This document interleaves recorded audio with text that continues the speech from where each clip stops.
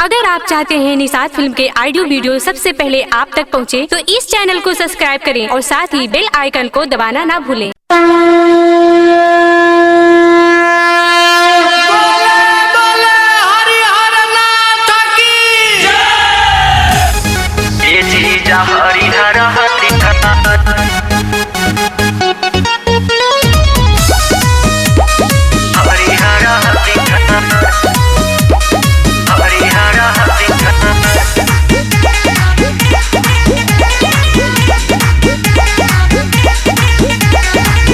जात बानी लेके कावरिया रउआ देव घर ए जीजा हरिहर हरिहर। जात बानी लेके कावरिया रउआ देव घर ए जीजा हरिहर हरिहर।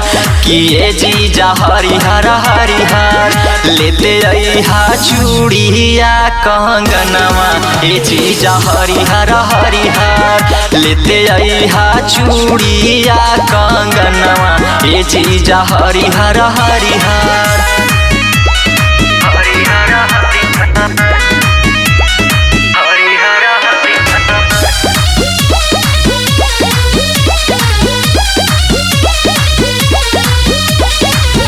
हरिहर सूट लइहा हरिहर दुपट्टा, तबे जीजा साली वाला बनल रही नाता।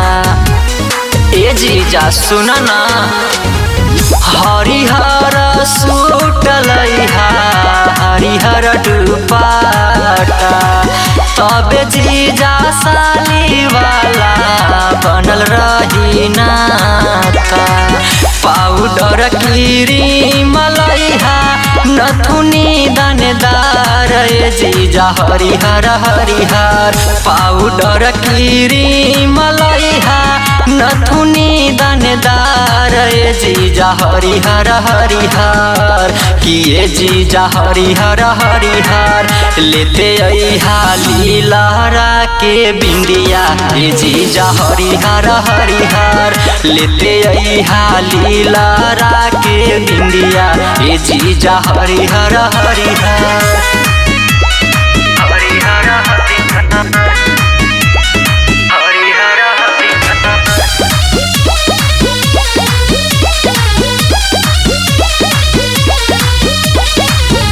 जलवा चढ़ा के करिहा तबे खरीदारी, होखे नया जय जीजा कौनो होशियारी।